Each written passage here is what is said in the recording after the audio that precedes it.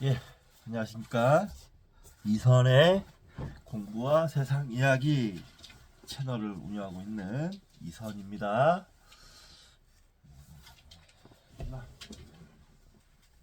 아이고, 이놈 새끼야. 아야.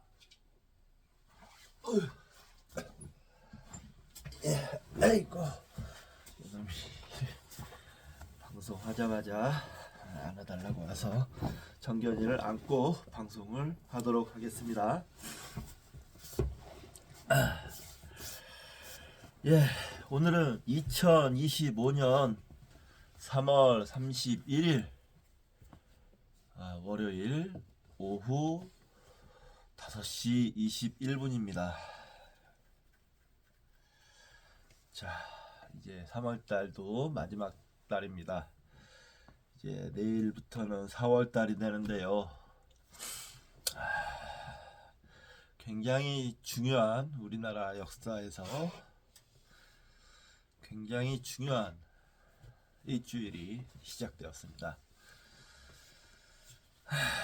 저는 오늘 토요일날 실어놓은 물건을 빨리 하차하고 구미에서 하차하고 김천에서 물건 싣고 경주로 내려오는 물건을 싣고 빨리 하차를 했습니다. 1시 정도에 하차해서 시내 이제 우체국 로또 복권도 하나 사고 우체국에 가서 우편도 좀 보내고 인수증을 좀 보내야 될 때가 가끔 있어요. 그래서 가끔 그렇게 시내에 나가서 우편을 붙이곤 합니다. 그리고 지난주에 좀 많이 힘들었는지 아직 그 필요의 여파가 남아 있어서 내일까지 쉴 겁니다. 예, 이제 중요한 한 주, 우리 역사에서 중요한 한 주를 맞이하게 됐습니다. 내일까지 저는 4월 1일 어떻게 변할지 내일까지로 못 박았죠. 민주당에서 한덕수 대행이 마흔역 재판관을 임명하라. 내일까지 안 하면 중대결심을 내리겠다라고 경고를 했습니다. 내일 결판이 나겠죠. 현지에서도 뭐 이런저런 소식이 들려오고 있는데 이번 주에 만약에 4월 4일 날 헌재 판결이 나지 않는다면 이제 우리나라는 걷잡을 수 없는 소용돌이로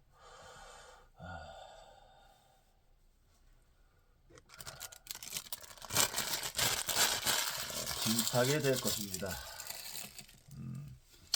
이번 싸움은 내란이라고 이제 진작부터 저는 정의를 내렸는데요.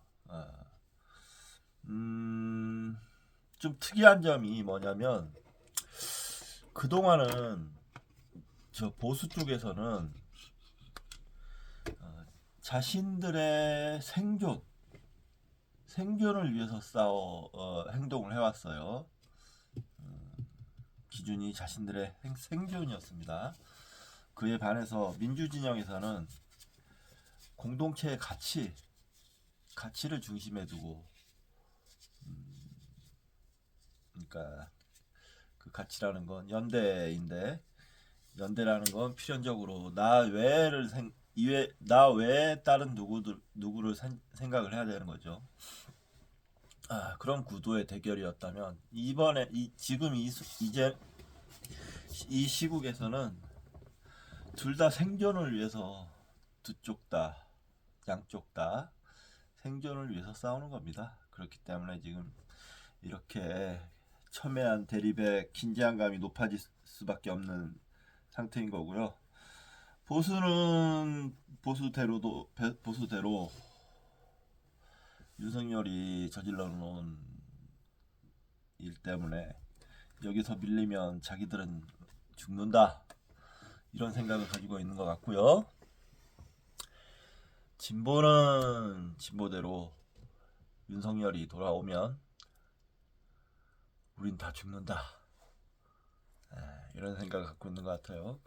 저만 해도 이렇게 유튜브 방송으로 많은 얘기를 했는데 윤석열 돌아오면 굉장히 위험해질 거예요. 아마 그럴 것 같습니다.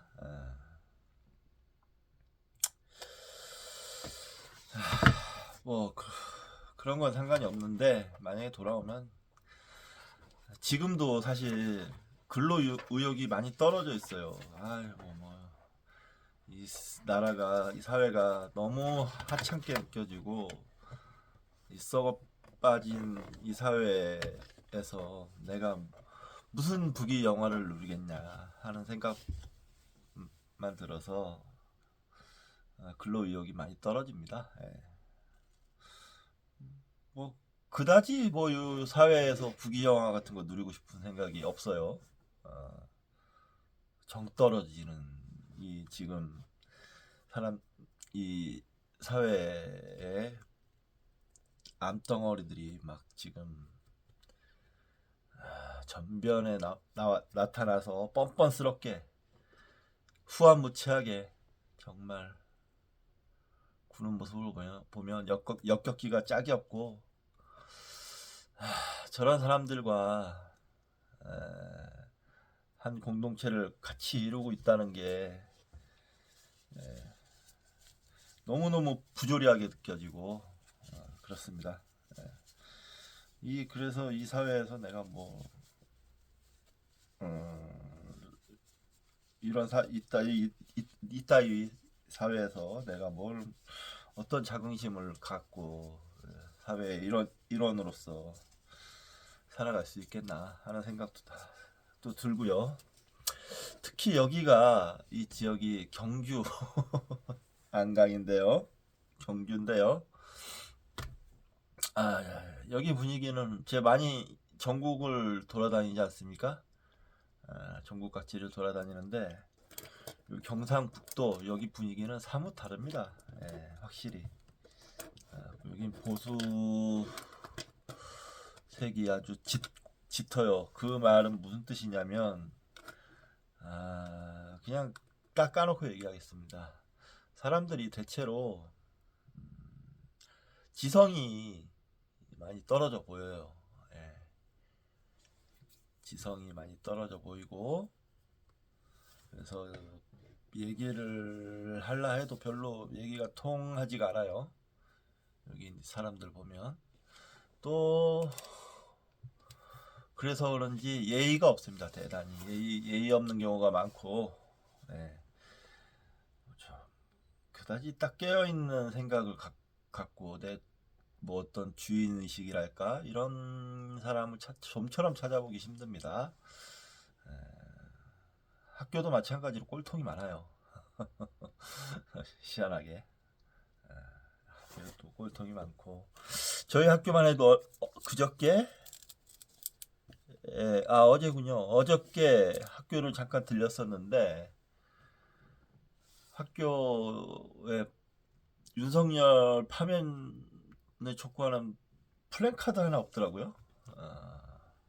이게 대학교가 맞나 싶기도 하고 이 지성의 전당이라는 대학이라는 데가 맞나 싶기도 하고 이게 참 굉장히 충격받았습니다. 저는 어떻게 이 시국에 윤석열 파면이라는 그런 플랜카드가 한 장도 없을까? 학교 쪽에서 반대하더라도 만약에 학생들이 그래서 이렇게 가만히 있으면 안 되는 거 아닌가요? 그런 좌절감도 느끼고 사실 좀 외롭습니다. 그래서 여기 제가 또 일하는데 보통 경상도권을 많이 다니니까 이제 그런 사람들 이 경상도권의 사람들을 만나보면 뭔지 진짜 대단히 아까 말씀드렸던 세 가지 지성이 약해 보이고 예의가 없고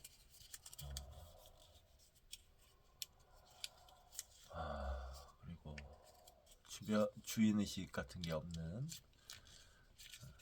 생각이 없어 보이는 그런 보수 꼴통에 함부로 막 말하는 것 같아서 죄송합니다만, 분위기가 자주 접합니다. 자주. 예. 그래서 애석기도 좀처럼 힘들고요. 마음에 들지 않아요. 예. 그래서 저 방송 같은 것도 일부러 베란다에서 막 크게 틀어놓고 그래요. 야구르라고. 그 제가 즐겨 듣는 뭐 겸공이라든지 매불쇼라든지 MBC 뉴스 이런 거 들으라고 아예 그렇게 베란다에서 틀어놓기도 합니다. 담배 피러 나갈 때 가끔. 뭐 그래서 굉장히 짜증도 나고 아휴 모르겠습니다. 몸은 또 힘들고 하니까 의욕이 많이 떨어져 있는 상태예요.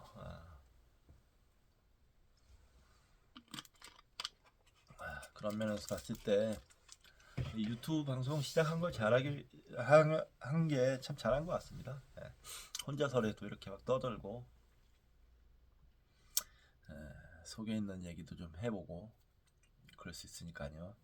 아무튼 민주당이 이제 내일까지로 못 박았는데 한덕수와 최상목이 한덕수가 응답이 없으면 곧바로 한덕수와 최상목을 날려버려야 됩니다. 탄핵시켜서. 그리고 순차적으로 계속 날려버려야 됩니다. 줄탄핵 해야 됩니다. 줄탄핵 해서 가볼 때까지 가봐야 됩니다. 그 정도 충격요법이 아니면 지금 이 상황에서 상황을 반전시키고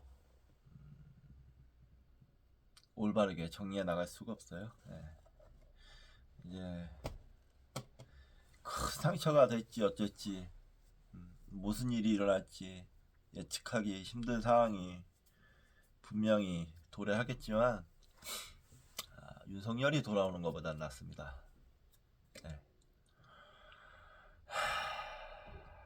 그렇습니다. 우리나라는 이제 제가 말씀드렸지만 선진국 문 앞에서 딱 덜썩 주저앉는 꼴이 돼버렸어요. 그동안 골마 있던 썩은 부위들을 제때제때 개혁하지 못하고 정리하지 못한 그 과보를 이제 한꺼번에 그냥 받는 거죠. 좋습니다. 저는 아마 요번 주 일요일 날 마침 안양에서 우리 조카 결혼식이 있어서 토요일 날 서울에 가볼 생각입니다. 토요일 날 집회, 광화문 집회 가지 않을까 생각하고 있습니다. 확정은 아니고 그런 생각을 가지고 있습니다. 어차피 일요일 날 예식장에 갈 거면 서울에 들렸다가 멀지 않으니까 집회에도 참석하고 이번 주 토요일이 아마 결정이 될 듯해요. 그렇기 때문에 의미가 있을 것 같습니다. 오늘 누워 있다가 밥 먹고 집 갔다 와서 밥 먹고 누워 있다가 너무 힘이 없어서 자고 싶기도 했는데 어제 너무 많이 잤거든요. 어저께 무려 5시 정도에 잠을 자서 오늘 6시까지 새벽 6시까지 잠을 잤습니다. 5시부터 잠을 자가지고 13시간 잔 건데 그렇게 피곤한지 몰랐어요. 제가 푹 잤습니다. 생략한 것도 많고 제 루틴 중에 그런 상황이었습니다. 제 이사를 좀 생각하고 있긴 한데 지금 당장은 돈이 좀 부족해서 모르겠습니다. 예, 좀 두고 봐야 될 것 같습니다. 일단 이사를 할 능력은 안 되니까 제가 조금 두고 보고, 그렇다고 해서 뭐 근로 의욕이 막 넘치고 경기가 좋아서 뭐 좀 살림이 펼칠 정도로 돈을 뭐 팍팍 벌 수 있는 상황도 아니고, 그냥 최대한 지금은 쉬엄쉬엄 나가는 거에 맞지 않나, 그렇게 생각합니다. 다행히 뭐 제 앞으로 집도 있고 집세 나가는 거 없고 뭐 하니까, 물론 그 자동차 할부가 좀 골치 아픈 문제이긴 한데, 그걸 빼면 뭐 크게 살아가는데 지장이 있을 건 없으니까 이렇게 최대한 천천히 한번 해보도록 하겠습니다. 뭐 이번 달에도 목표액을 채우겠다고 아등바등 했는데, 목표액을 오버하긴 했어요. 80만 원 정도 오버하긴 했는데, 다음 달에는 그렇게 하지 말아야 되겠다라는 생각이 듭니다. 요즘에 하도 신경 쓰면서 다니니까 피로도가 크기도 하고, 그냥 적당히 먹고 살 정도만 벌고 말죠. 뭐. 이번 시간은 미디어북을 하도록 하겠습니다. 나도 가끔은 내가 궁금하다 라는 심리학 책이죠. 뭐 나름 잘 재밌게 읽고 있습니다. 오늘은 챕터 7 131조, 나는 왜 좌절을 겪을 수밖에 없는가에 대해서 이 대목을 읽어보도록 하겠습니다. 나는 왜 좌절을 겪을 수밖에 없는가. 자아에 눈뜨지 못한 인간은 아직 인간이 아니다. 따라서 어린이는 아직 인간이 아니다. 파스칼. 굉장히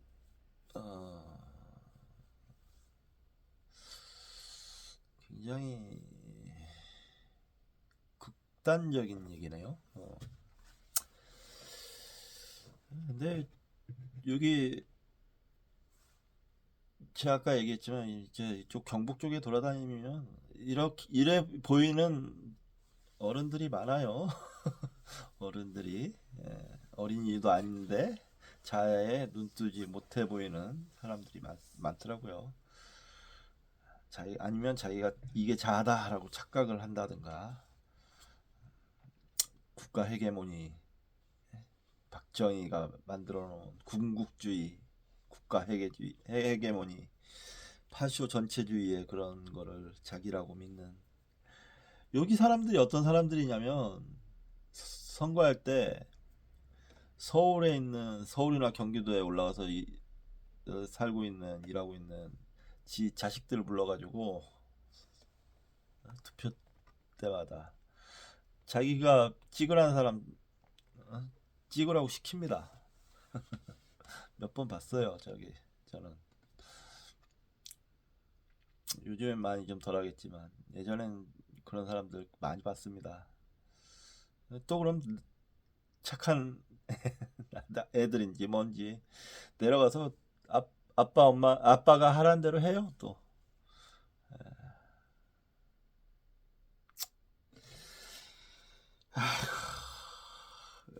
그렇습니다.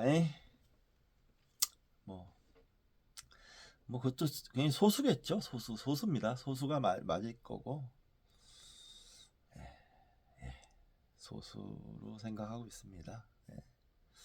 자, 내레이션입니다. 태어나서 처음에는 잠만 자곤 했어. 잠만 자서 그런지 그때 내가 무슨 생각을 했는지 어떤 것을 느꼈는지 기억은 나지 않아. 환경이 바뀐 것이 너무 피곤해서 그냥 잠만 자면서 쉬고 싶었던 것 같기도 해. 배가 고프면 젖을 먹으면서 좋았고 따뜻한 느낌과 향긋한 냄새가 편안했던 것 같아. 나중에 알게 되었지. 그것이 엄마의 품 안이었고 엄마의 냄새였다는 것을. 시간이 지나면서 깨어있는 시간이 조금씩 늘기 시작했지. 그때부터 나는 불편함이 있다는 것을 조금씩 알게 되었어. 어느 날이었는지 잘 모르겠는데 그 느낌은 분명해. 배가 고픈데도 젖이 물리지 않는 거야. 내 것이 왜 내 맘대로 되지 않는 걸까? 배가 고픈데도 젖이 나오지 않는 것을 이해하기까지는 꽤 시간이 걸렸던 것 같아. 하지만 그 일을 겪고 나서부터 난 내가 원하는 것을 다 할 수 없다는 것을 알았지. 또 내가 먹는 젖이 내 몸이 아니라는 것도 알게 되었지. 씁쓸한 경험이었어. 자, 여기까지가 내레이션이었습니다. 불완전한 자아가 완전한 현실을 만나면서 불완전한 자아가 불완전한 현실을 만나면서 좌절을 겪는 것은 너무나 당연한 것이다. 욕구는 항상 만족되는 것은 아니고 그에 따른 실망과 불만족은 피할 수 없기 때문이다. 좌절은 욕구를 가진 자아가 운명처럼 만날 수밖에 없는 하나의 경험이다. 잦은 실망과 불만족은 좌절감으로 이어지는데 자아의 성장은 좌절 극복의 역사라고 할 수 있다. 피할 수 없는 좌절은 고통을 주고 불안을 일으키지만 한편으로 좌절은 자아를 더욱 성장시킨다. 좌절을 어떻게 받아들이는가에 따라 삶이 결정된다고 해도 틀린 말은 아니다. 누구나 좌절을 겪지만 아무나 좌절에서 벗어나는 것은 아니다. 사실 좌절 그 자체가 문제를 일으키진 않는다. 물론 좌절을 견디는 힘은 개인에 따라 차이가 있다. 선천적으로 좌절을 견디는 힘이 약하고 스트레스에 특별히 취약한 1-20%의 사람들이 분명히 존재한다. 약한 사람들에게는 약한 좌절도 문제를 일으킬 수 있지만 대부분의 경우 문제는 두 가지다. 첫 번째는 아직 충분히 성장하지 못한 자아가 지나친 좌절을 겪는 것이다. 영화 양철북의 주인공처럼 자신의 의지와 무관한 어린 시절의 지나친 결핍, 트라우마, 정신의 내적 혼란은 자아가 견디기 어려운 좌절이다. 또 하나는 좌절에 대한 자아의 태도다. 만약 좌절을 힘들고 괴로운 것으로만 받아들인다면 자아는 성장에 큰 어려움을 겪게 된다. 좌절을 피하고 싶은 마음이 강해지면 자아는 위축되고 문제에서 도망가는 법을 배우게 된다. 겨울에 낙엽이 떨어지지만 이듬해 새잎이 나는 것처럼 좌절을 새로운 성장의 과정으로 인식한다면 좌절은 또 다른 기회가 된다. 만약 자아가 견디기 힘든 수준의 좌절을 겪게 되면 자아의 성장이 멈출 수도 있다. 소화되지 않고 해결되지 않는 좌절은 무의식 속의 잠재 기억으로 남게 되고 자신에게 좌절을 준 것과 비슷한 상황이 되면 과거의 유사한 방식으로 좌절이 재현되곤 한다. 맞습니다. 예. 저도 개인적으로 돌이켜보면 너무 큰 좌절을 겪어서 거기서 주저앉아 버리고 성장이 멈춘 때가 있었어요. 예. 네. 다시 일어나기 굉장히 힘듭니다. 예.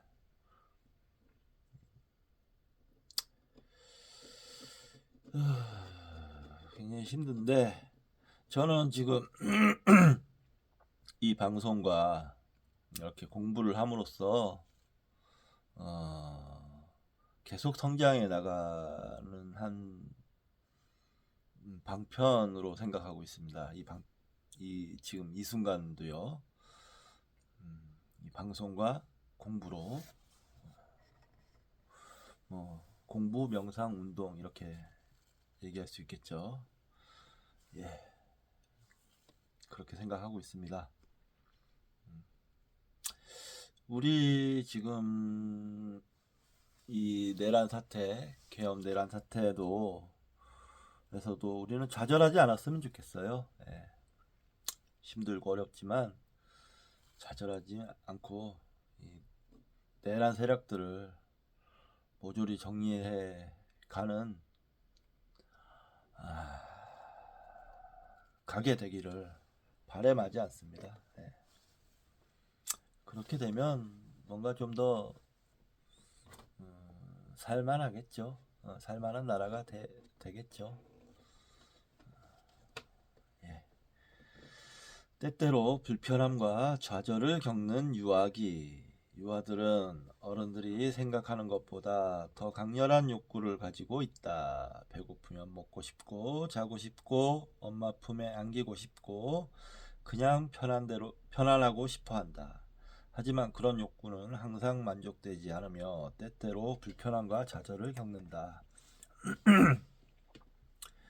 뭐 유아들만 그런 게 아니고 어른들도 그렇습니다. 예.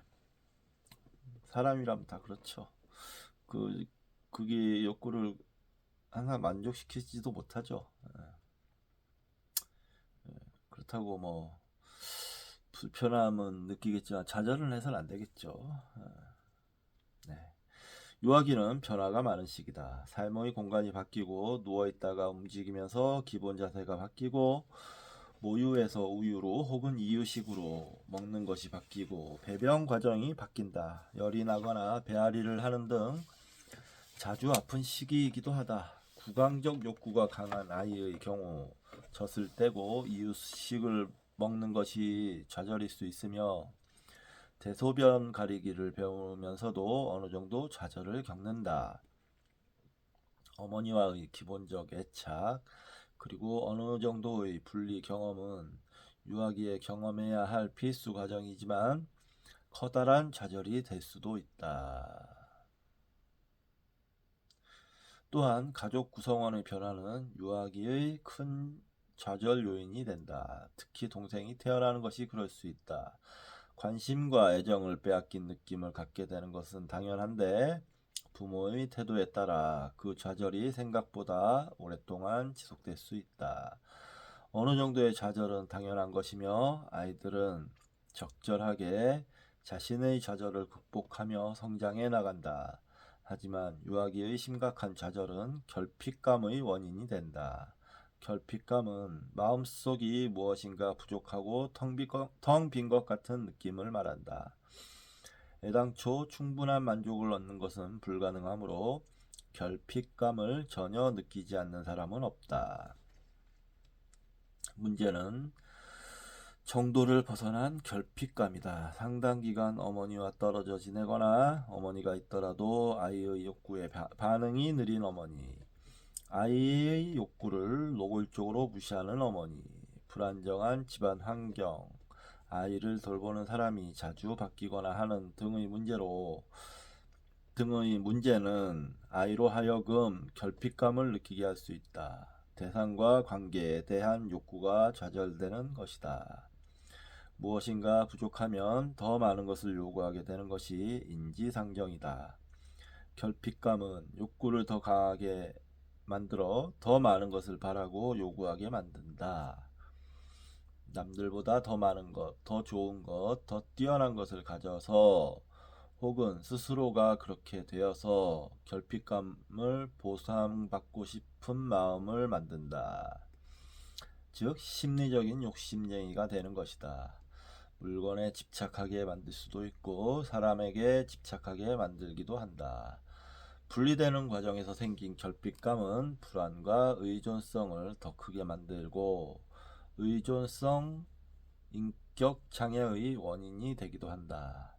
때로는 결핍감을 해결하고자 하는 에너지가 스스로에게 향해 자신에게 병적으로 몰입하고 자신에게만 집착하게 되기도 한다. 당장 내가 배가 고프고 힘이 드니까 다른 사람에게 관심을 가질 여유가 없는 것이다. 좌절된 욕구를 보상하기 위해 자기 자신에게 집착하다 보면 스스로를 타인과는 비교할 수 없는 특별한 존재로 여기고 싶은 욕구로 발전한다. 자기애성 인격 장애가 되는 것이다. 하지만 문제는 결핍감이 그 같은 방식으로는 해결되지 않는다는 것에 있다. 아이가 성장하면서 자아 개념이 생기면 선택권을 가지고 싶어 하고 자기 주장을 하기 시작한다. 30개월이 지나면 뚜렷해지는 이러한 경향이 만족되지 않으면 아이는 좌절감을 느끼면서 수치심을 경험한다. 하지만 적절한 수치심은 스스로의 한계를 받아들이는 것을 배우게 하고 인격을 성숙하게 만든다. 만약 부모가 지나치게 엄격해서 아이의 주장을 수용하지 않고 무시하며 처벌하거나 혹은 너무 관대하기만 해서 아이가 자기 주장을 하는 것에만 익숙해지면 작은 좌절에도 견디지 못하는 인격으로 성장한다.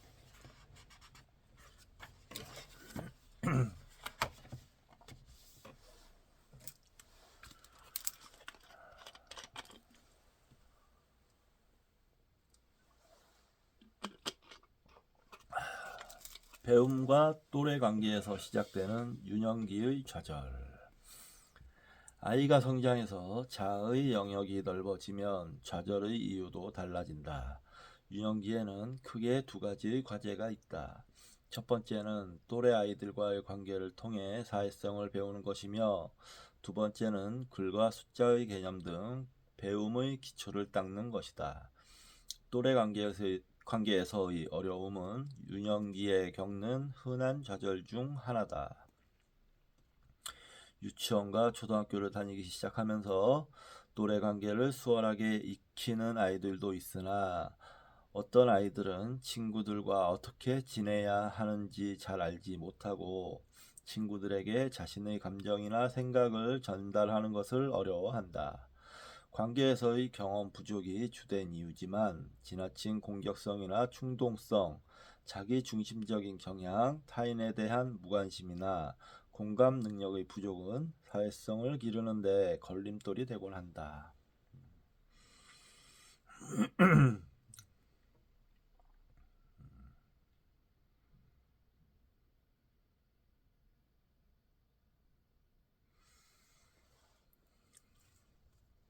유년기는 글을 배우고 숫자를 익히면서 본격적으로 배움이 시작되는 시기다.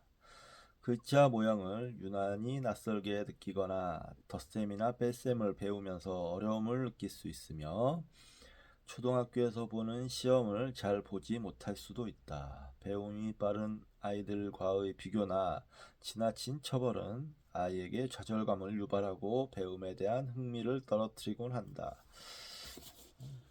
이런 게 지금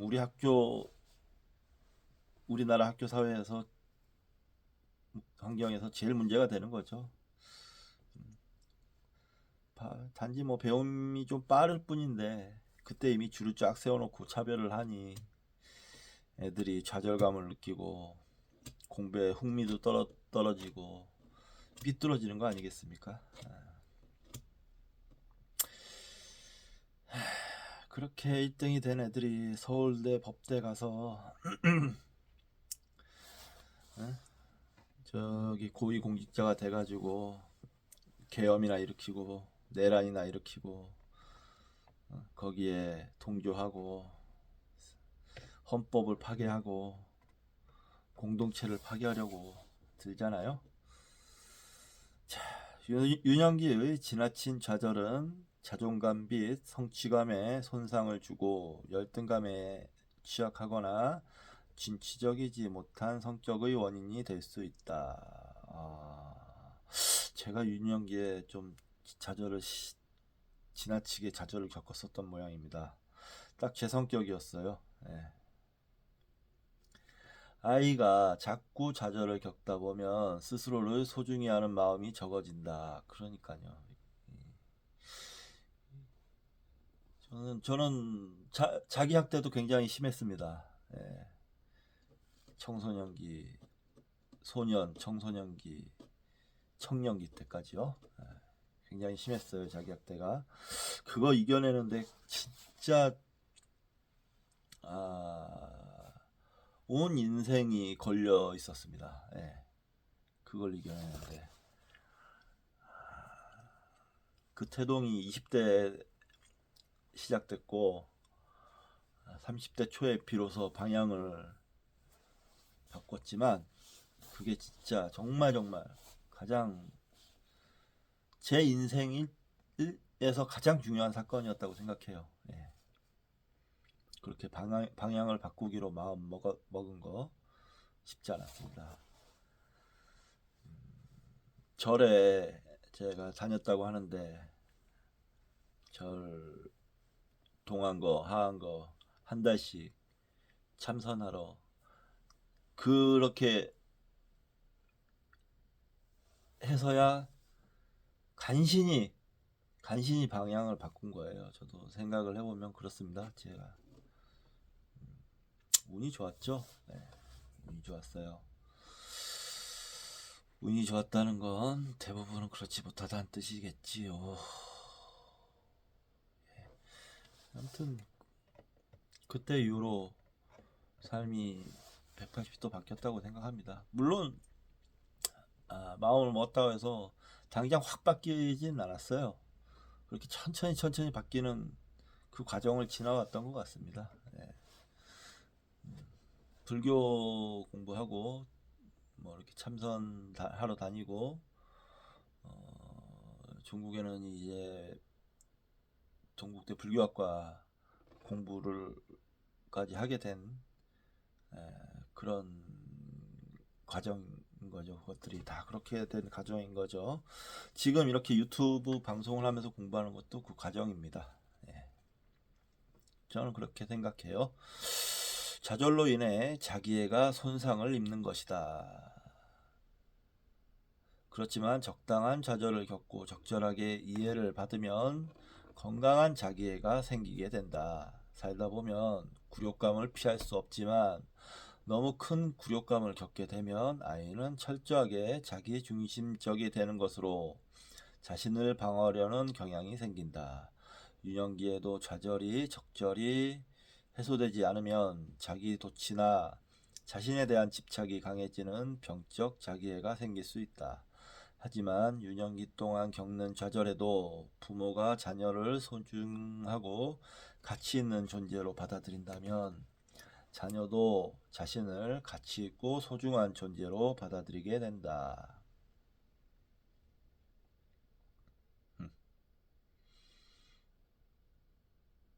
어른들의 입장에서는 이해하기 어렵지만 유년기의 아이는 스스로 지니고 있는 고유성 때문에 나름의 고독을 느끼곤 한다. 아이는 다른 사람과 다른 자신을 느끼지만 부모나 교사는 고유성보다는 집단의 일원이 되라고 강조하므로 아이는 갈등과 혼란을 느낄 수 있으며 이는 좌절로 경험될 수 있다. 그렇죠.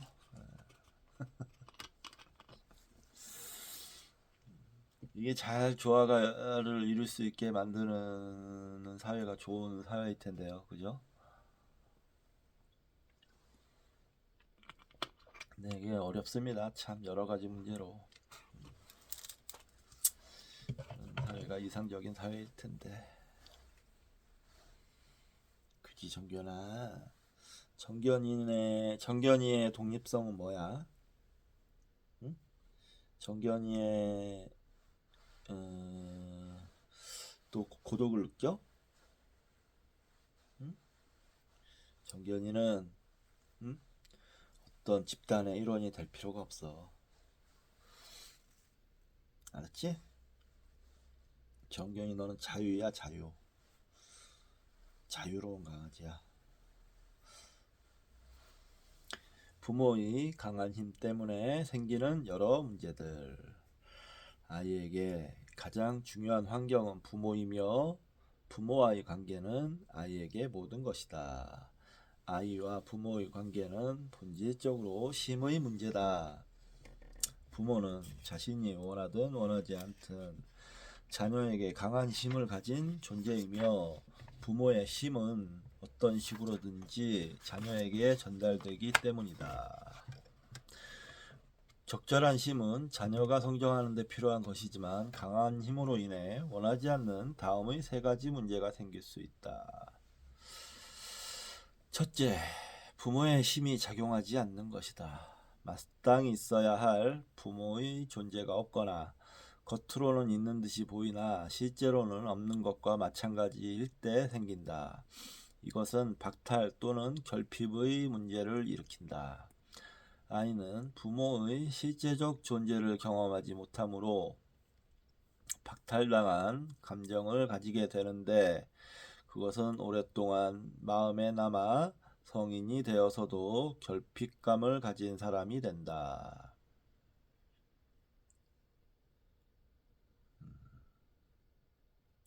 부모가 아이에게 무관심한 경우도 박탈과 결핍의 문제를 일으킨다. 부모가 자기중심적이고 냉담하면 아이도 자기중심적이고 냉담한 아이로 성장하게 되고 반사회성 성격을 가지기 쉽다.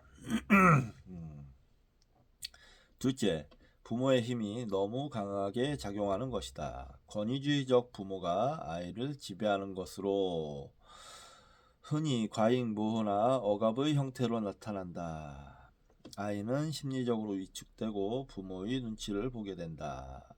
아이들은 자라면서 처벌을 두려워하고 소극적인 태도를 가지며 혹은 비협조적이고 공격적인 성향을 가지게 된다. 때로는 비교적 조용히 성장하는 듯이 보이지만 해결되지 못한 정체성은 격동의 청소년기를 보내게 하거나 성인이 되어서 문제를 일으킨다. W는 겉으로 호남형의 외모에 듬직한 체격을 가진 고등학교 1학년 남학생이다. 하지만 W는 자신의 외모에 걸맞지 않는 소심함, 무기력, 자신감 부족의 문제로 청소년기를 고통스럽게 보내고 있다. W는 공부를 하고 싶지 않은 마음이 가득하지만 자수성가해 헌신적으로 자신을 뒷바라지하는 부모의 요구를 모른 척할 정도로 모질거나 자기중심적이지 못했다. 마지못해 공부를 하려고 하다 보니 집중력은 떨어지고 성적도 갈수록 하향 곡선을 그리고 있었다. W의 문제는 지나치게 지배적이고 강한 엄마에게 있었다. 한 개인으로서는 성실하고 성공적인 엄마였으나 아이와의 관계에서는 몰아세우고 밀어붙이는 양육을 하며 너무 많은 짐을 가하고 있는 엄마였다. 어머니의 방식이 어렸을 때는 효과적이었으나 중학교 고학년이 되면서 한계가 나타나기 시작했고 고등학교에 와서는 역작용을 일으킨 것이었다. 아이는 엄마 앞에 서면 고양이 앞의 쥐처럼 행동했다. 엄마는 왜 소극적이고 정신력이 부족하냐고 야단치지만 실제로 아이를 쥐로 만든 것은 어머니다. 아이에게 왜 쥐처럼 행동하느냐고 야단치고 혼내면서 자신도 모르게 계속 쥐에 머무르라고 하는 메시지를 전달하고 있었던 것이다. 이 얘기 들으니까 생각나는 사건이 하나 있는데 딱 이런 이유로 자기 어머니를 죽인 사람이 있었어요.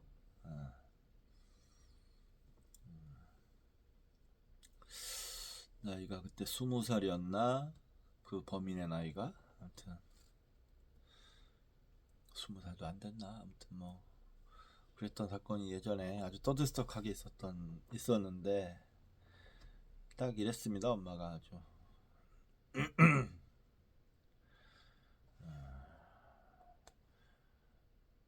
남편과의 관계가 안 좋은 관계를 아버지는 뭐 군인이었다고 하는데 그 아들에게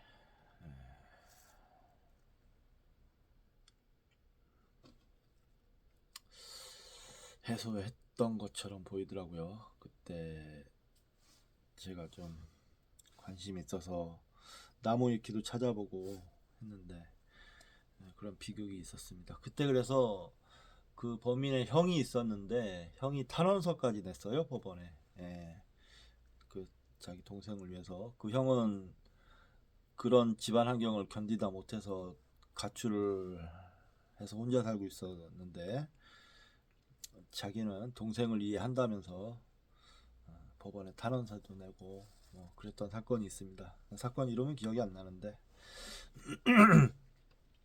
셋째, 부모의 힘이 부족하거나 왜곡되어 작용하는 것으로 양육의 일관성에 문제가 생기는 경우다. 이는 부모가 자녀의 존재를 가볍게 여기는 것으로 경시라고 한다. 부모에게 양육의 원칙이나 감정의 일관성이 없는 경우 아이가 부모의 존재는 느끼지만 마음속에서 바라는 것과 현실이 다른 것에 의해 좌절을 겪게 된다. 처음에 아이는 부모를 어려워하고 불편하게 여기지만 나이가 들어갈수록 부모에게 그리고 자신에게 화가 나기 시작한다.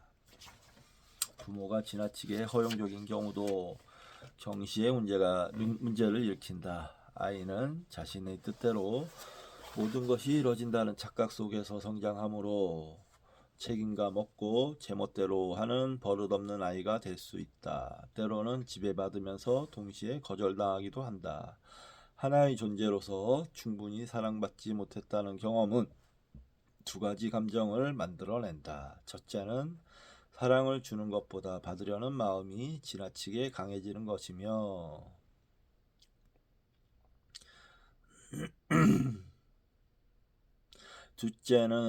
두 번째는 자신이 충분히 사랑받지 못했다는 욕구불만이 생기는 것이다. 두 개 다 일맥상통하네요. 사랑받지 못하면 사랑받으려 한다 하는 것에 매우 집착하게 된다. 그런 뜻인 것 같습니다. 아이고 다리야, 정견아 이놈아, 너 계속 거기 다리 위에 앉아 있으니까 아빠가 다리가 지금 저린다. 저려. 잠시 다리가 저린 관계로 쉬었다가 하도록 하겠습니다. 자, 아이고 이놈아, 아빠 다리가 저린다고. 아야.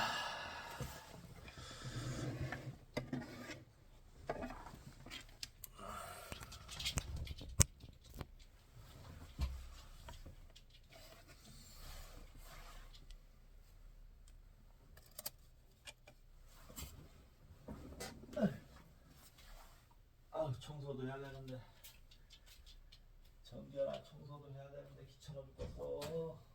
기운도 없고, 응? 기운도 없고 귀찮아 죽겠어.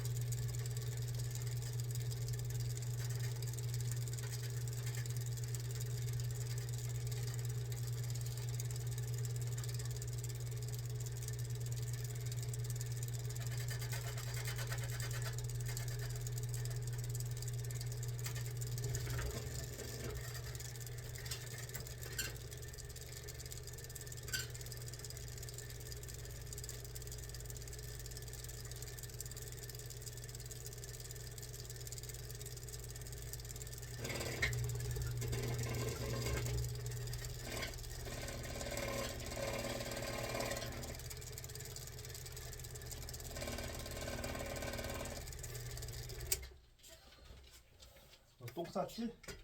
그렇지. 내가 너 똥 쌌을 줄 알았어. 정연이 똥 쌌을 줄 알았어. 아빠가 똥 쌌을 것 같더라.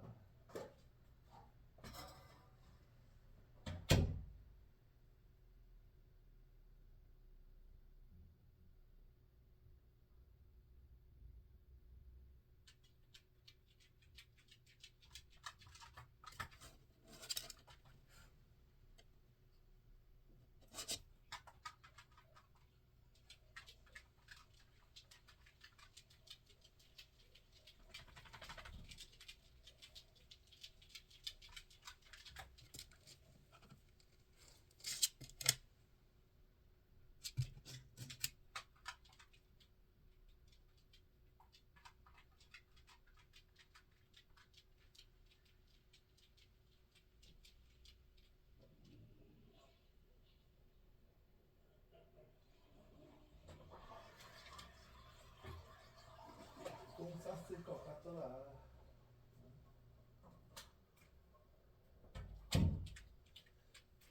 정연이 똥 쌌을 것 같았어.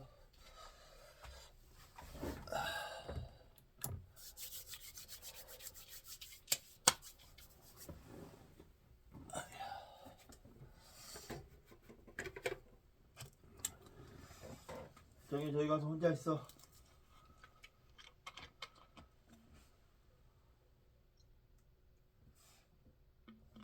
정연이 이제 혼자 놀아. 알았지?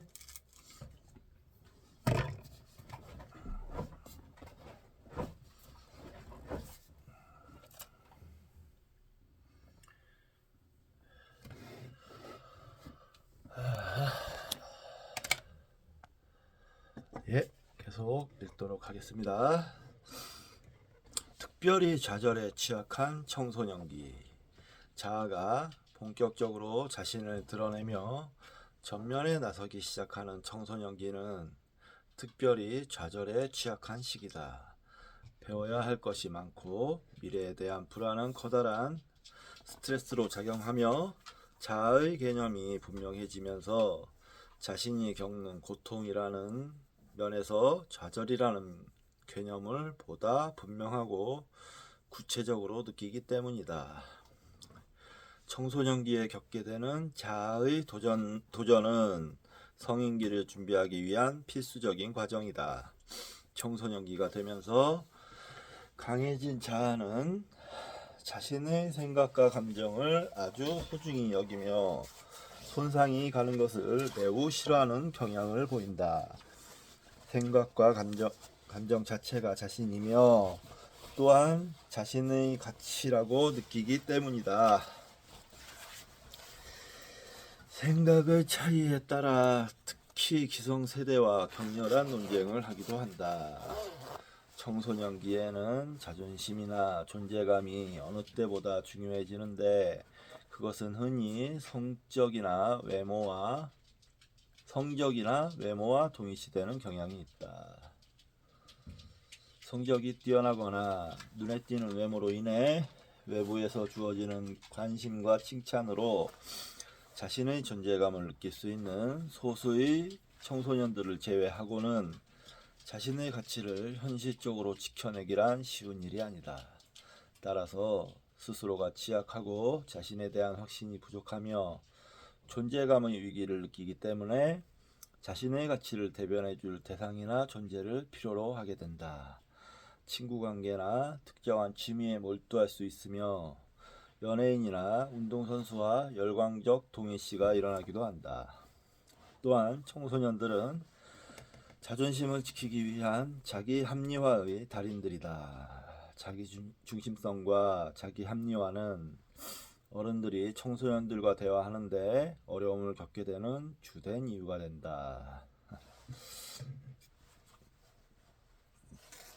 성 호르몬의 분비가 증가하면서 2차 성징이 나타나며 성적인 에너지가 많아지는 것을 적절하게 방어하는 것은 청소년기의 주요 과제 중 하나다. 유난히 성적 에너지가 높거나 성적인 것을 나쁘게 여기고 처벌하려는 가치를 가지고 있는 청소년들은 성적인 에너지를 방어하는데 큰 어려움을 겪게 되고 이것은 병적인 강박증으로 발전하기도 한다.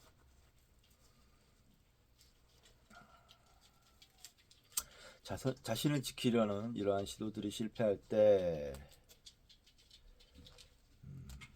청소년들이 겪는 좌절은 매우 클 수 있으며 주로 우울과 불안 같은 정서적 문제, 정체성의 혼란, 파괴적 행동이 나타날 수 있으며 때로는 자신의 모든 것을 버리는 모습을 보일 수도 있다. 좌절을 견디기 위해 노력하는 와중에 자아나 대상에 대해 더 집착하거나 문제를 부인하고 현실을 외면하기 쉬운데 이는 문제를 더욱 어렵고 복잡하게 만든다. 이렇듯 좌절을 해결하는 방법으로 발달보다는 퇴행이 선택되기도 하는데 이는 청소년기의 달콤한 유혹이다. 의리와 우정의 이름으로 친구 관계에 모든 것을 걸거나 이성에 탐닉하는 것 그리고 자신만의 생각과 논리에 집착하는 것이 대표적이다.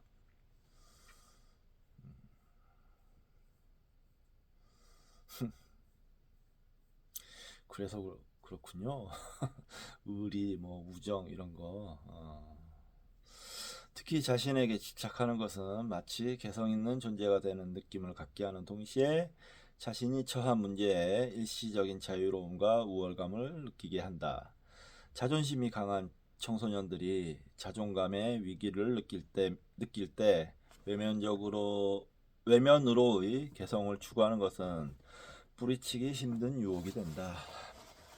한편으로 이것은 마음속 내면의 안전지대, 즉 요새로 도피하는 것이기도 하다. 일부 청소년들은 어린 시절 느꼈던 자신의 고유성이 짙어지면서 고독감을 느끼기도 한다. 사춘기가 되면 내면의 충동과 욕구 등 욕동이 강해지면서 자신의 내부에도 악한 부분이 있다는 인식을 갖게 되며 이는 스스로를 불편하게 만들기도 한다. 유연하지 못한 성격을 가지고 있는 경우 자신의 내면을 자연스럽게 받아들이지 못할 수 있으며 외부로 투사만 되는 경우 세계가 불완전하고 무서운 곳이라는 지나치게 부정적인 인식을 가질 수도 있다.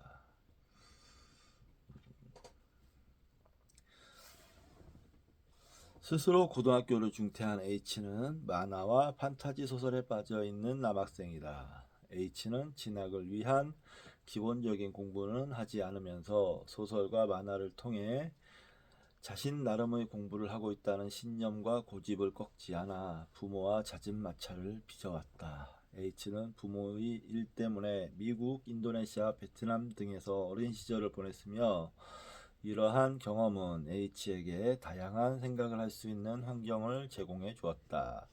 영리한 두뇌를 타고난 H는 어려서부터 자의식과 자존심이 강한 아이였으며 부모는 이러한 H의 양육을 어렵게 여겼다. 자신을 다듬으려는 아버지의 훈육을 일방적인 지시와 강압으로 받아들인 H는 부모에게 반감을 느꼈으며 H는 부모가 권하는 공부에 대해 냉소적인 태도를 갖게 되었다. 외국에서의 중학교 시절을 부정적으로 받아들인 H는 스스로 원해 귀국을 하게 되었고 한국으로 돌아가면 학업이나 대인관계에서 상황이 나아질 것으로 기대했다. 하지만 귀국 후 자신의 학업 수준이 기대에 못 미침을 알게 된 H는 좌절을 느끼게 되었다. 하지만 자존심이 강한 H가 자신의 부분적 실패와 좌절감을 받아들이는 것은 아주 힘든 일이었다.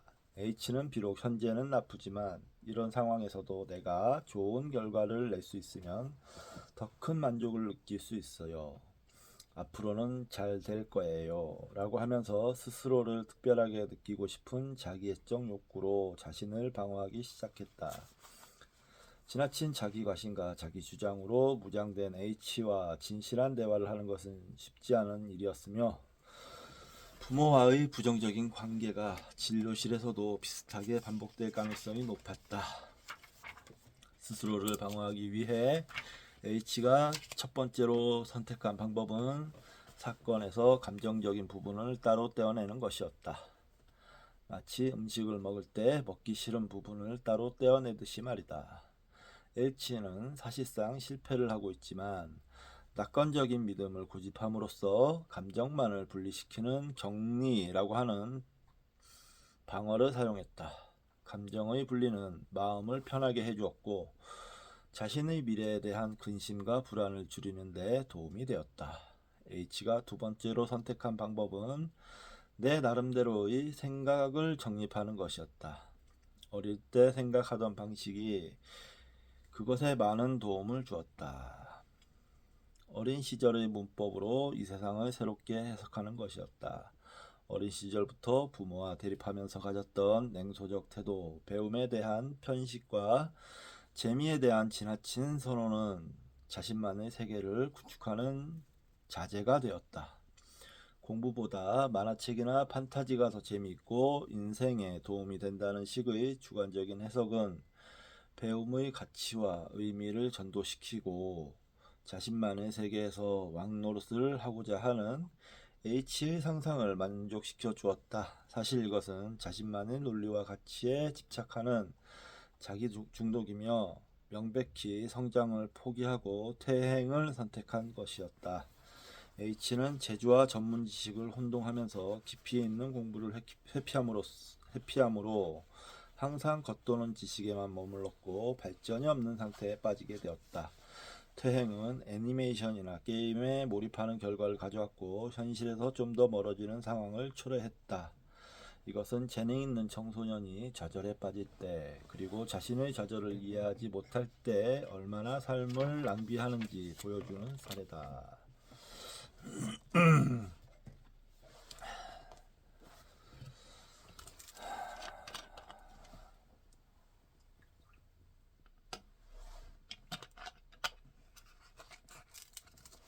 좌절은 성인이 되어서도 계속된다.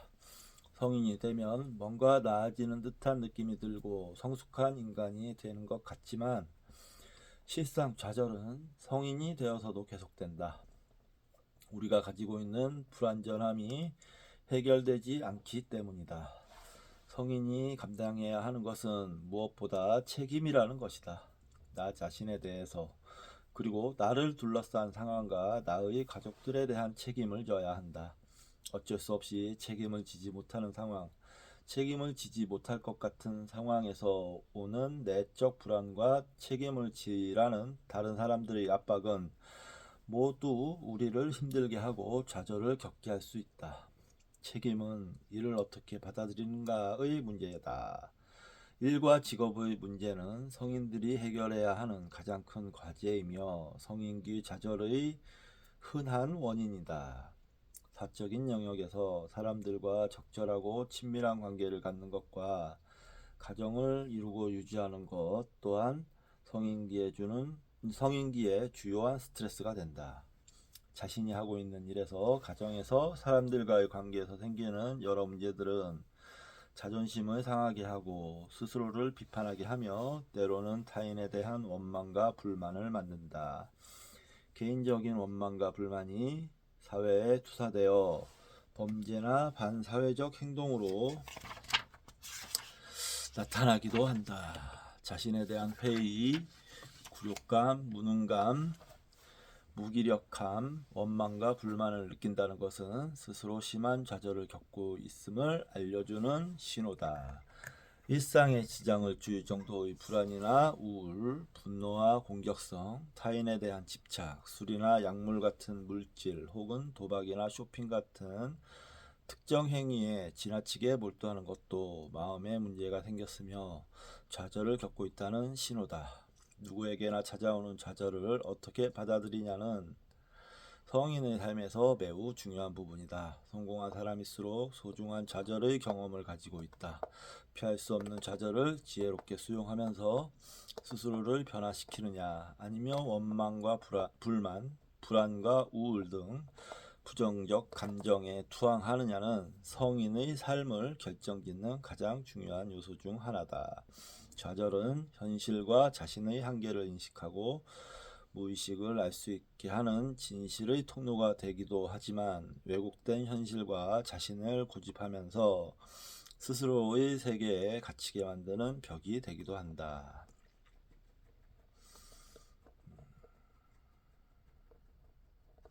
결국 결정은 자아에게 달려 있다. 예, 챕터 7이 끝났습니다. 챕터 7이 끝났는데요. 좌절의 의미에 대해서 심리학적으로 살펴보았습니다.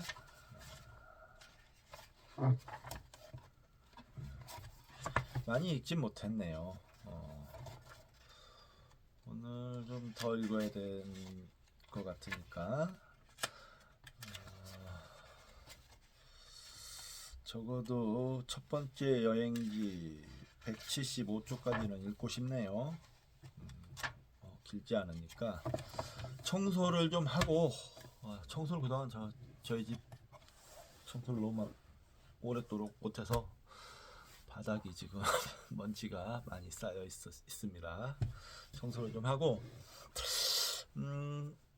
챕터 8, 9를 연속으로 진도를 나가도록 하겠습니다. 예, 다음 시간에 뵙겠습니다.